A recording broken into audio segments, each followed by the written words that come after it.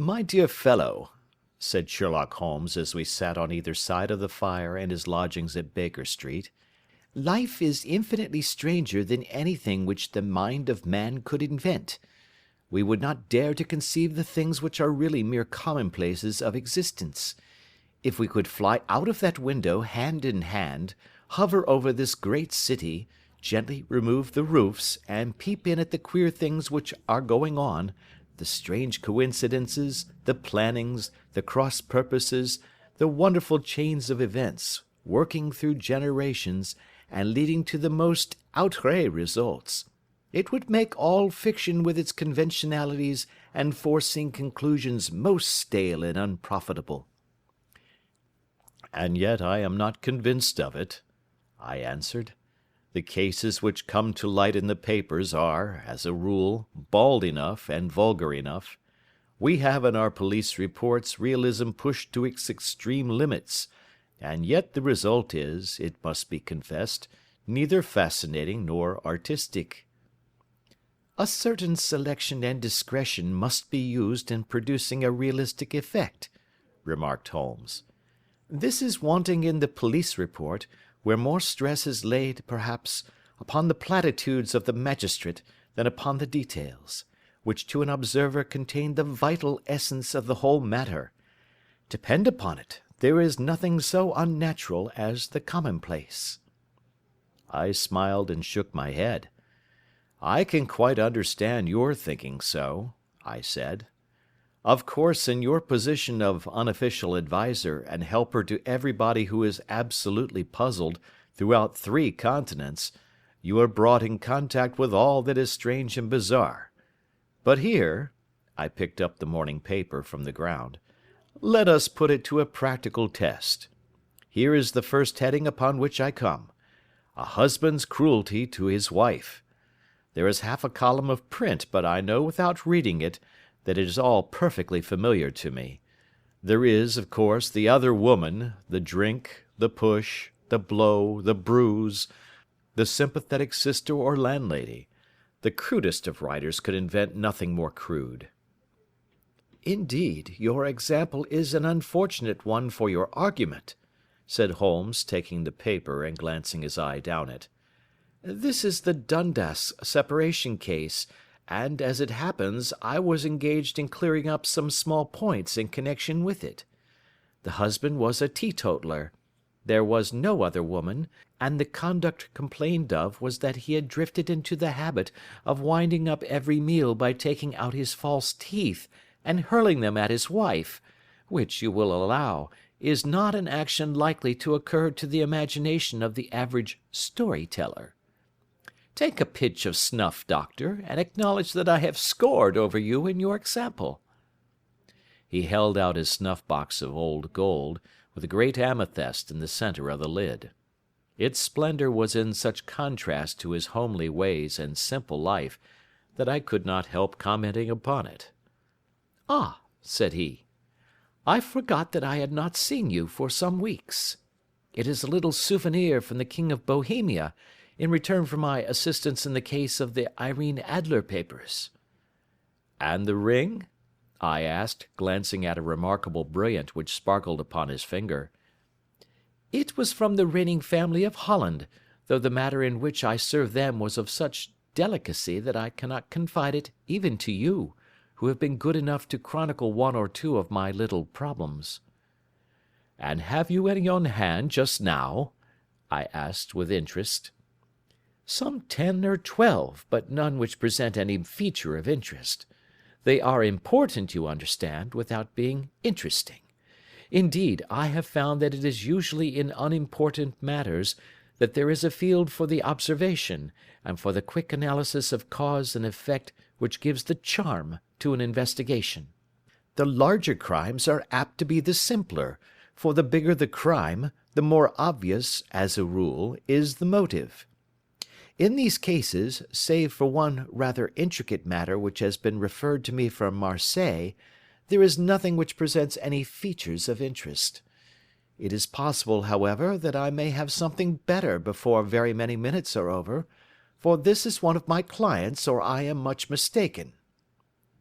He had risen from his chair and was standing between the parted blinds, gazing down into the dull, neutral-tinted London street. Looking over his shoulder, I saw that on the pavement opposite there stood a large woman with a heavy fur boa round her neck, and a large curling red feather in a broad-brimmed hat, which was tilted in a coquettish Duchess of Devonshire fashion over her ear. From under this great panoply she peeped up in a nervous, hesitating fashion at our windows, while her body oscillated backward and forward, and her fingers fidgeted with her glove buttons. Suddenly, with a plunge, as of the swimmer who leaves the bank, she hurried across the road, and we heard the sharp clang of the bell.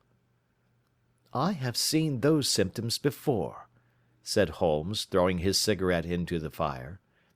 "Oscillation upon the pavement always means an affaire à coeur. She would like advice, but it is not sure that the matter is not too delicate for communication. And yet even here we may discriminate. When a woman has been seriously wronged by a man she no longer oscillates, and the usual symptom is a broken bell wire. Here we may take it that there is a love matter, but that the maiden is not so much angry as perplexed or grieved. But here she comes in person to resolve our doubts."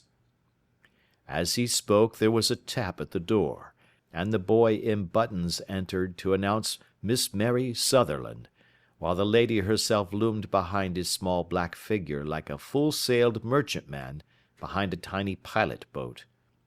Sherlock Holmes welcomed her with the easy courtesy for which he was remarkable, and having closed the door and bowed her into an armchair, he looked her over in the minute yet abstracted fashion which was peculiar to him. "Do you not find," he said, "that with your short sight it is a little trying to do so much typewriting?" "I did at first," she answered, "but now I know where the letters are without looking." Then, suddenly realizing the full purport of his words, she gave a violent start and looked up, with fear and astonishment upon her broad, good-humoured face. "You've heard about me, Mr. Holmes," she cried. "Else how could you know all that?" "Ha! Never mind," said Holmes, laughing. "It is my business to know things. Perhaps I have trained myself to see what others overlook. If not, why should you come to consult me?" "I came to you, sir, because I heard of you from Mrs. Etheridge, whose husband you found so easy when the police and everyone had given him up for dead. Oh, Mr. Holmes, I wish you would do as much for me. I'm not rich, but still I have 100 a year in my own right, besides the little that I make by the machine, and I would give it all to know what has become of Mr. Hosmer Angel." "Why did you come away to consult me in such a hurry?" asked Sherlock Holmes, with his finger-tips together and his eyes to the ceiling. Again a startled look came over the somewhat vacuous face of Miss Mary Sutherland. "Yes, I did bang out of the house," she said, "for it made me angry to see the easy way in which Mr. Winbank, that is, my father, took it all. He would not go to the police, and he would not go to you, and so at last, as he would do nothing, and kept on saying that there was no harm done, it made me mad, and I just on with my things and came right away to you." "Your father?" said Holmes. "Your stepfather, surely, since the name is different." "Yes, my stepfather. I call him father, though it sounds funny, too, for he is only 5 years and 2 months older than myself." "And your mother is alive?" "Oh, yes, mother is alive and well. I wasn't best pleased, Mr. Holmes, when she married again so soon after father's death, and a man who was nearly 15 years younger than herself. Father was a plumber in the Tottenham Court Road, and he left a tidy business behind him, which mother carried on with Mr. Hardy, the foreman, but when Mr. Windibank came he made her sell the business, for he was very superior, being a traveller in wines. They got £4,700 for the goodwill and interest, which wasn't near as much as father could have got if he had been alive." I had expected to see Sherlock Holmes impatient under this rambling and inconsequential narrative, but, on the contrary, he had listened with the greatest concentration of attention. "Your own little income," he asked, "does it come out of the business?" "Oh, no, sir. It is quite separate and was left me by my Uncle Ned in Auckland. It is in New Zealand stock, paying 4.5%. £2,500 was the amount, but I can only touch the interest." "You interest me extremely," said Holmes, "and since you draw so large a sum as 100 a year, with what you earn into the bargain, you no doubt travel a little and indulge yourself in every way. I believe that a single lady can get on very nicely upon an income of about £60. "I could do with much less than that, Mr. Holmes, but you understand that as long as I live at home I don't wish to be a burden to them, and so they have the use of the money just while I am staying with them. Of course, that is only just for the time. Mr. Windibank draws my interest every quarter and pays it over to mother, and I find that I can do pretty well with what I earn at typewriting. It brings me twopence a sheet, and I can often do from 15 to 20 sheets in a day." "You have made your position very clear to me," said Holmes. "This is my friend, Dr. Watson, before whom you can speak as freely as before myself. Kindly tell us now all about your connection with Mr. Hosmer Angel." A flush stole over Miss Sutherland's face, and she picked nervously at the fringe of her jacket. "I met him first at the gasfitters' ball," she said. "They used to send father tickets when he was alive, and then afterwards they remembered us, and sent them to mother. Mr. Windibank did not wish us to go. He never did wish us to go anywhere. He would get quite mad if I wanted so much as to join a Sunday school treat. But this time I was set on going, and I would go, for what right had he to prevent? He said the folk were not fit for us to know, when all father's friends were to be there, and he said that I had nothing fit to wear, when I had my purple plush that I had never so much as taken out of the drawer. At last, when nothing else would do, he went off to France upon the business of the firm, but we went, mother and I, with Mr. Hardy, who used to be our foreman, and it was there I met Mr. Hosmer Angel." "I suppose," said Holmes, "that when Mr. Windibank came back from France, he was very annoyed at your having gone to the ball." "Oh, well, he was very good about it. He laughed, I remember, and shrugged his shoulders, and said there was no use denying anything to a woman, for she would have her way."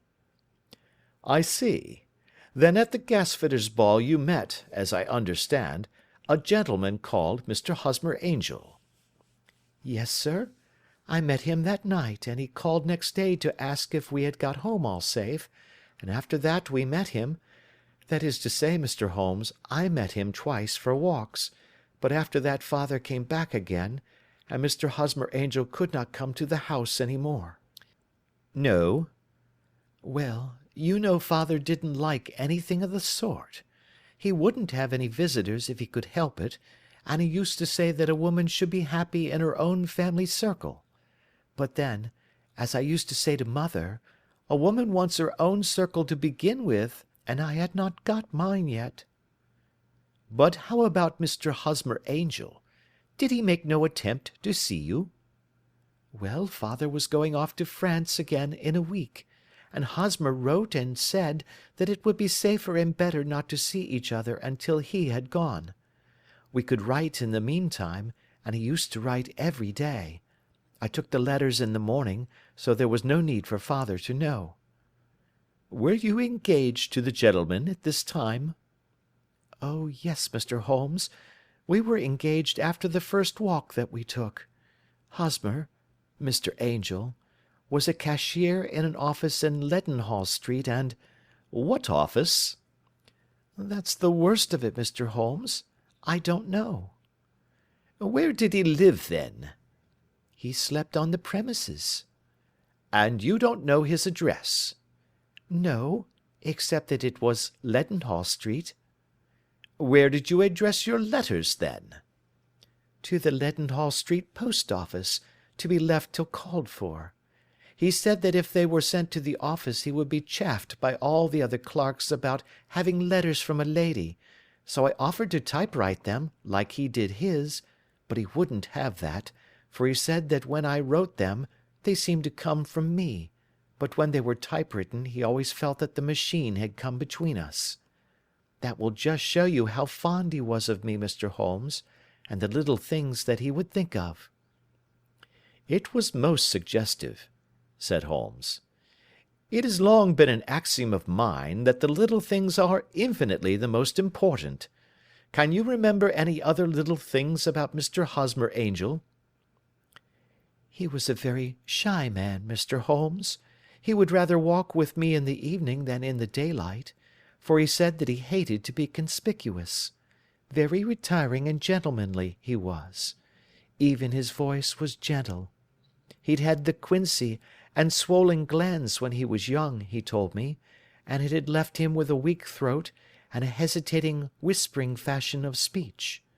He was always well dressed, very neat and plain, but his eyes were weak just as mine are, and he wore tinted glasses against the glare."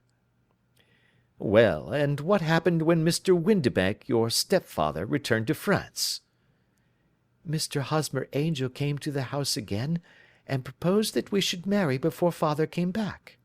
He was in dreadful earnest, and made me swear, with my hands on the testament, that whatever happened I would always be true to him. Mother said he was quite right to make me swear, and that it was a sign of his passion. Mother was all in his favour from the first, and was even fonder of him than I was.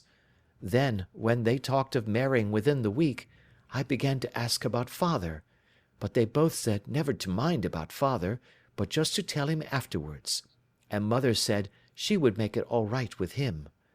I didn't quite like that, Mr. Holmes. It seemed funny that I should ask his leave, as he was only a few years older than me, but I didn't want to do anything on the sly, so I wrote to father at Bordeaux, where the company has its French offices, but the letter came back to me on the very morning of the wedding." "It missed him, then?" "Yes, sir, for he had started to England just before it arrived." "Ha! That was unfortunate. Your wedding was arranged, then, for the Friday. Was it to be in church?" "Yes, sir, but very quietly. It was to be at Son Saviour's, near King's Cross, and we were to have breakfast afterwards at the St. Pancras Hotel. Hosmer came for us in a hansom, but as there were two of us, he put us both into it and stepped himself into a four-wheeler, which happened to be the only other cab in the street. We got to the church first, and when the four-wheeler drove up we waited for him to step out, but he never did, and when the cabman got down from the box and looked, there was no one there. The cabman said that he could not imagine what had become of him, for he had seen him get in with his own eyes.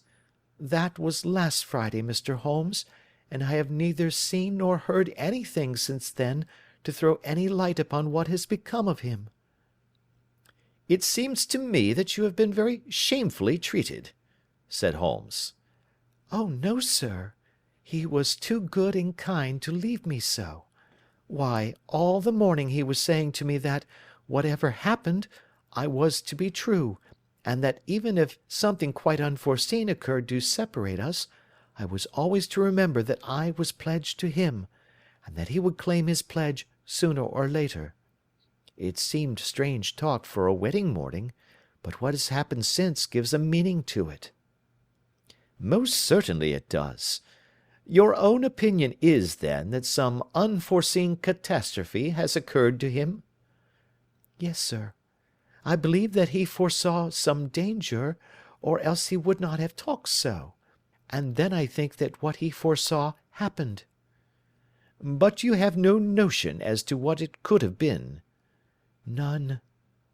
"One more question. How did your mother take the matter?" "She was angry, and said that I was never to speak of the matter again."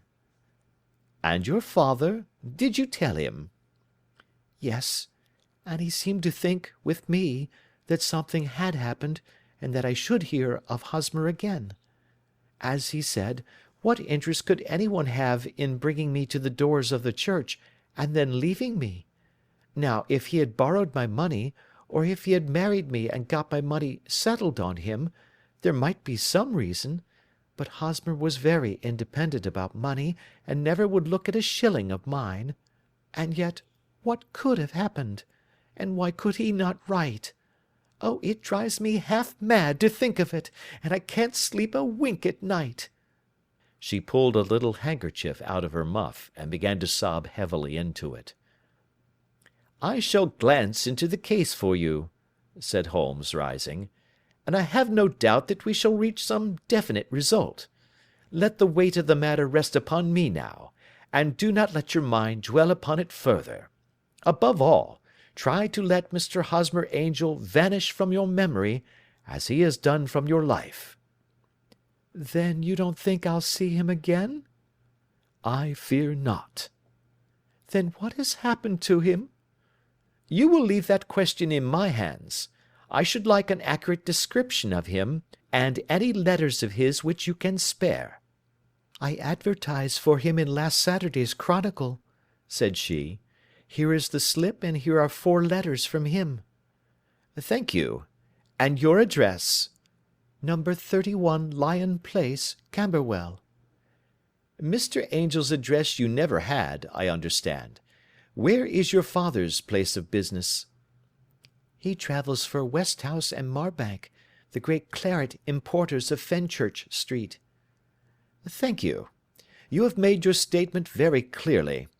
You will leave the papers here, and remember the advice which I have given you.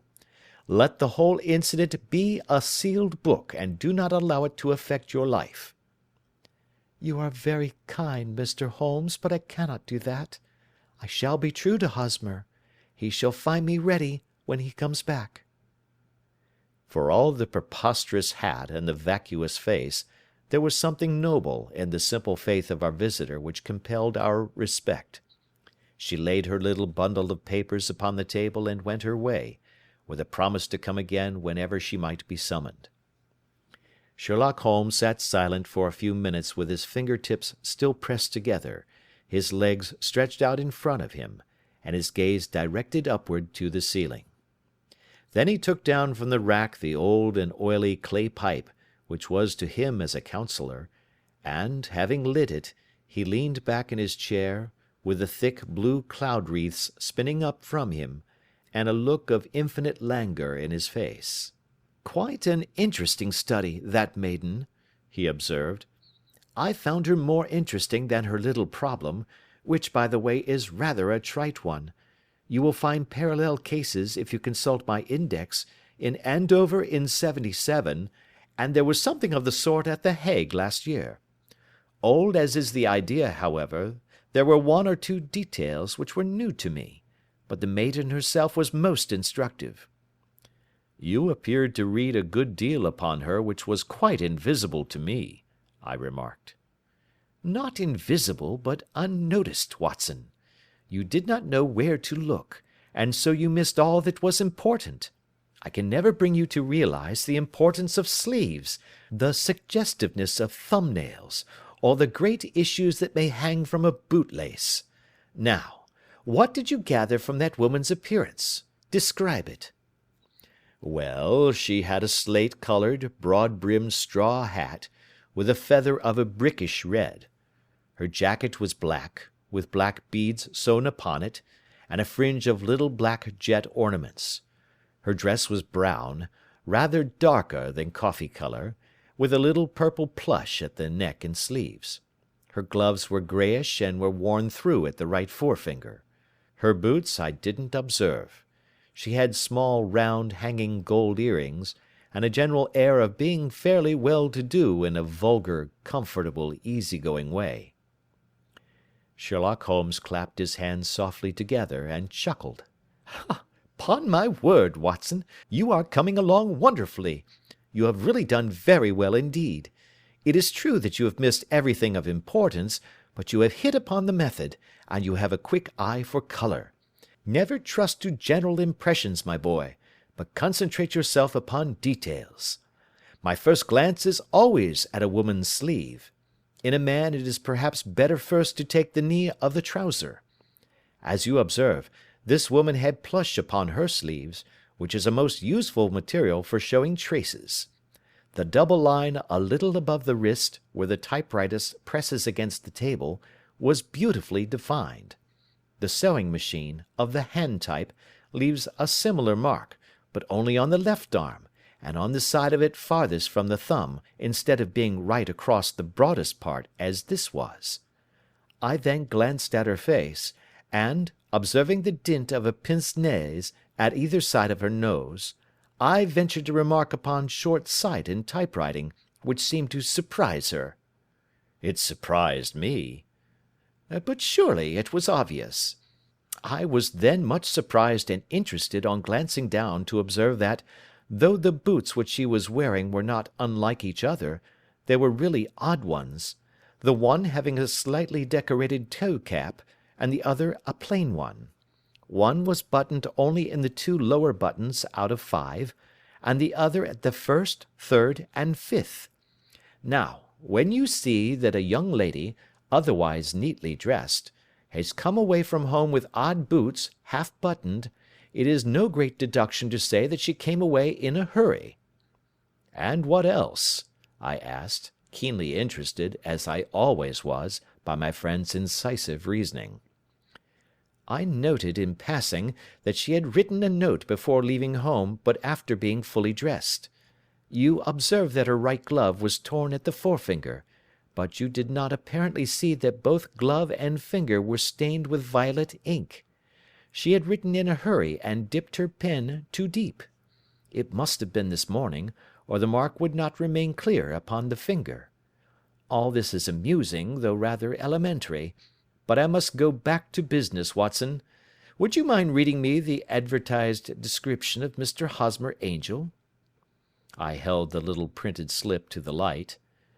Missing, it said, on the morning of the 14th, a gentleman named Hosmer Angel, about 5 feet 7 inches in height, strongly built, sallow complexion, black hair, a little bald in the centre, bushy, black side whiskers and moustache, tinted glasses, slight infirmity of speech, was dressed when last seen in black frock coat faced with silk, black waistcoat, gold Albert chain, and grey Harris tweed trousers, with brown gaiters over elastic-sided boots, known to have been employed in an office in Leadenhall Street. Anybody bringing— "That will do," said Holmes. "As to the letters," he continued, glancing over them, "they are very commonplace. Absolutely no clue in them to Mr. Angel, save that he quotes Balzac once. There is one remarkable point, however, which will no doubt strike you." "They are typewritten," I remarked. "Not only that, but the signature is typewritten. Look at the neat little Hosmer Angel at the bottom. There is a date, you see, but no superscription except Leadenhall Street, which is rather vague. The point about the signature is very suggestive. In fact, we may call it conclusive." "Of what?" "My dear fellow, is it possible you do not see how strongly it bears upon the case?" "I cannot say that I do, unless it were that he wished to be able to deny his signature if an action for breach of promise were instituted." "No, that was not the point. However, I shall write 2 letters, which should settle the matter. One is to a firm in the city, the other is to the young lady's stepfather, Mr. Windibank, asking him whether he could meet us here at 6 o'clock to-morrow evening. It is just as well that we should do business with the male relatives. And now, doctor, we can do nothing until the answers to those letters come, so we may put our little problem upon the shelf for the interim."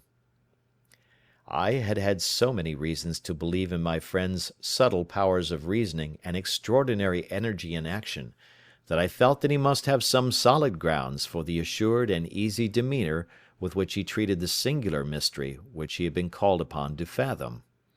Once only had I known him to fail, in the case of the King of Bohemia and the Irene Adler photograph. But when I looked back to the weird business of the sign of 4, and the extraordinary circumstances connected with the study in scarlet, I felt that it would be a strange tangle indeed which he could not unravel.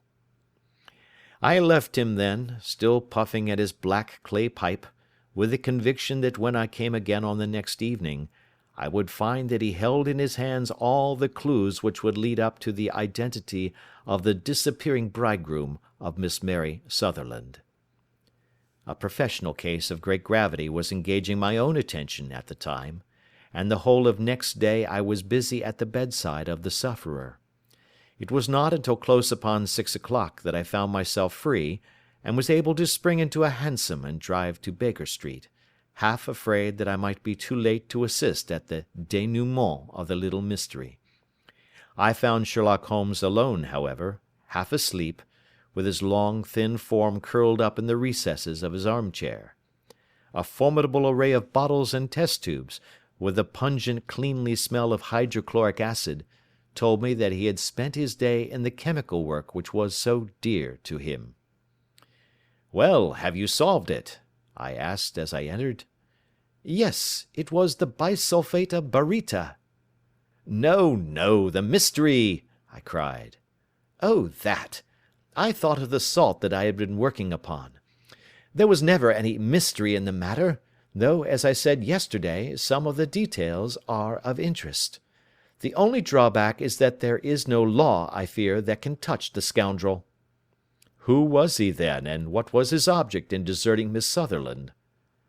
The question was hardly out of my mouth, and Holmes had not yet opened his lips to reply, when we heard a heavy footfall in the passage, and a tap at the door.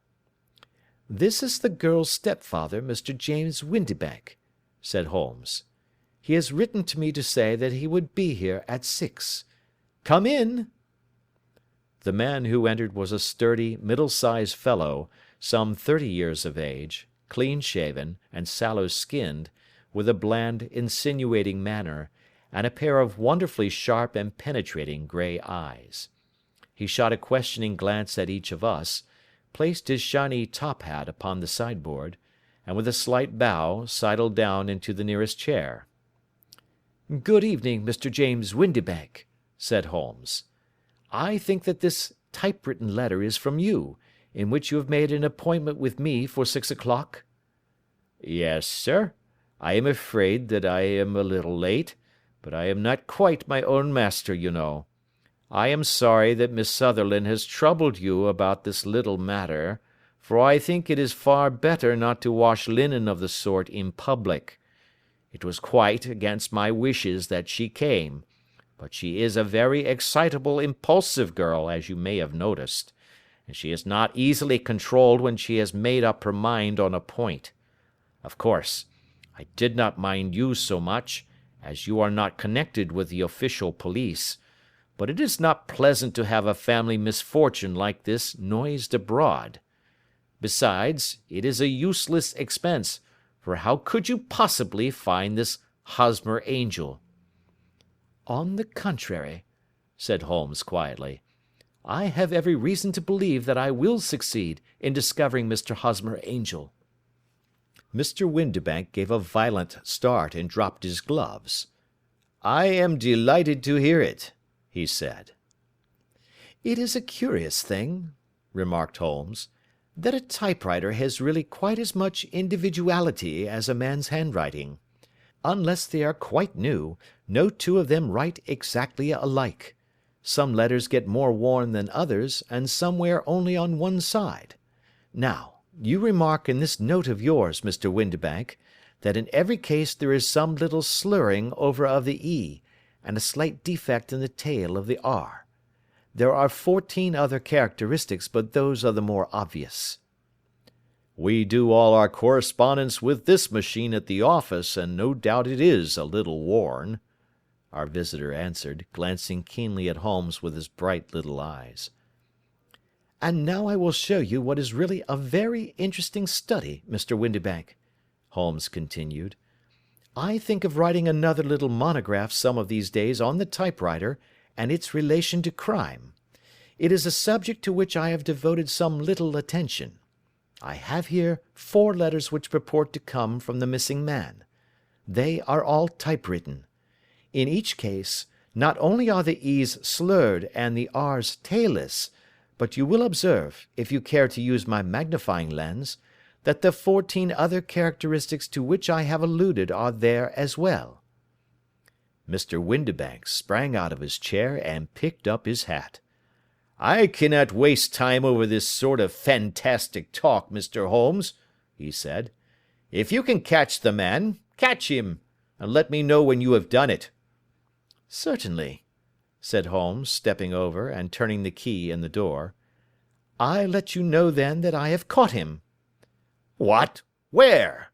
shouted Mr. Windibank, turning white to his lips and glancing about him like a rat in a trap. "Oh, it won't do. Really it won't," said Holmes suavely. "There is no possible getting out of it, Mr. Windibank. It is quite too transparent, and it was a very bad compliment when you said that it was impossible for me to solve so simple a question. That's right. Sit down and let us talk it over." Our visitor collapsed into a chair, with a ghastly face and a glitter of moisture on his brow. It's not actionable," he stammered. "I am very much afraid that it is not. But between ourselves, Windibank, it was as cruel and selfish and heartless a trick in a petty way as ever came before me. Now, let me just run over the course of events, and you will contradict me if I go wrong." The man sat huddled up in his chair, with his head sunk upon his breast, like one who is utterly crushed. Holmes stuck his feet up on the corner of the mantelpiece, and leaning back with his hands in his pockets, began talking, rather to himself, as it seemed, than to us. "The man married a woman very much older than himself for her money," said he, "and he enjoyed the use of the money of the daughter as long as she lived with them. It was a considerable sum, for people in their position, and the loss of it would have made a serious difference. It was worth an effort to preserve it. The daughter was of a good, amiable disposition, but affectionate and warm-hearted in her ways, so that it was evident that with her fair personal advantages, and her little income, she would not be allowed to remain single long. Now her marriage would mean, of course, the loss of 100 a year, so what does her stepfather do to prevent it? He takes the obvious course of keeping her at home and forbidding her to seek the company of people of her own age. But soon he found that that would not answer for ever. She became restive, insisted upon her rights, and finally announced her positive intention of going to a certain ball. What does her clever stepfather do then? He conceives an idea more creditable to his head than to his heart. With the connivance and assistance of his wife, he disguised himself, covered those keen eyes with tinted glasses, masked the face with a moustache and a pair of bushy whiskers, sunk that clear voice into an insinuating whisper, and doubly secure on account of the girl's short sight, he appears as Mr. Hosmer Angel, and keeps off other lovers by making love himself." "It was only a joke at first," groaned our visitor. "We never thought that she would have been so carried away." "Very likely not. However that may be, the young lady was very decidedly carried away, and having quite made up her mind that her stepfather was in France, the suspicion of treachery never for an instant entered her mind. She was flattered by the gentleman's attentions, and the effect was increased by the loudly expressed admiration of her mother. Then Mr. Angel began to call, for it was obvious that the matter should be pushed as far as it would go if a real effect were to be produced. There were meetings, and an engagement, which would finally secure the girl's affections from turning towards any one else. But the deception could not be kept up for ever.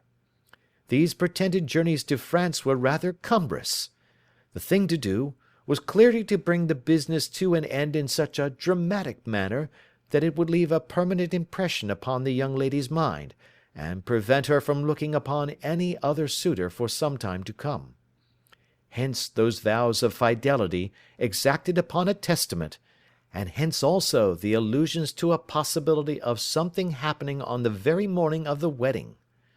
James Windibank wished Miss Sutherland to be so bound to Hosmer Angel, and so uncertain as to his fate, that for 10 years to come, at any rate, she would not listen to another man.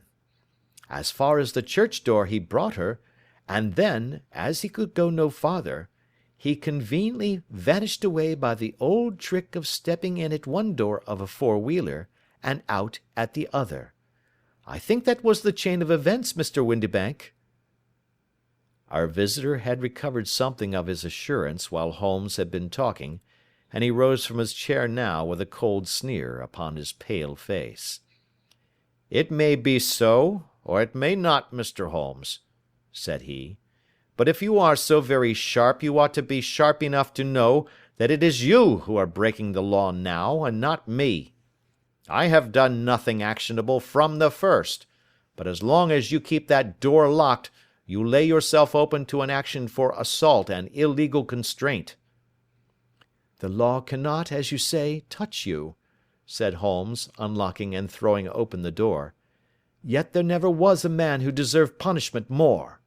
If the young lady has a brother or a friend, he ought to lay a whip across your shoulders, by Jove," he continued, flushing up at the sight of the bitter sneer upon the man's face.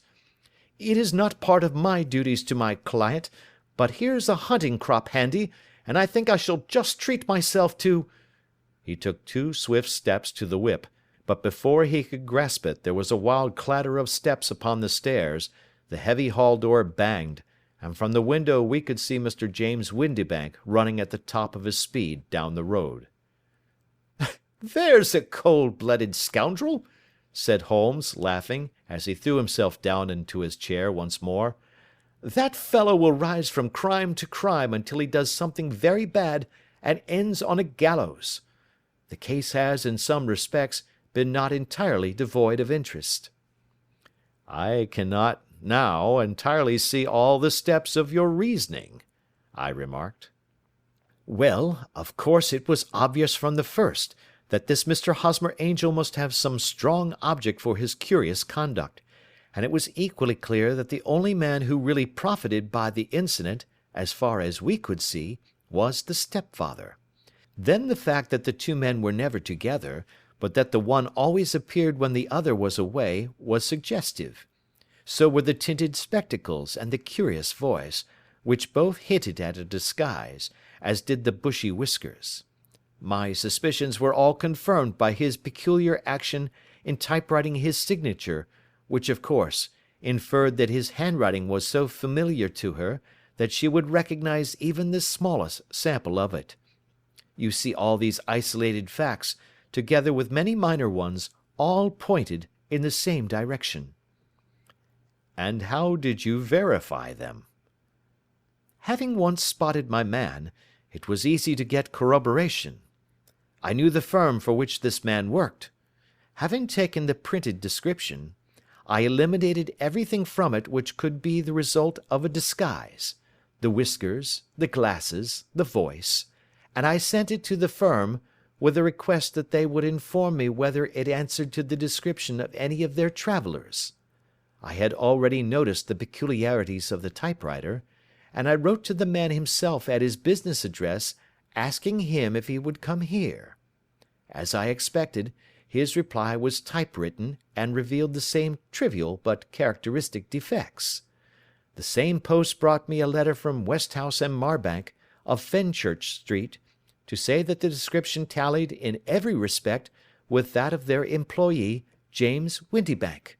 Voilà tout." "And Miss Sutherland?" "If I tell her she will not believe me. You may remember the old Persian saying, 'There is danger for him who taketh the tiger cub, and danger also for whoso snatches a delusion from a woman.' There is as much sense in Hafiz as in Horace, and as much knowledge of the world.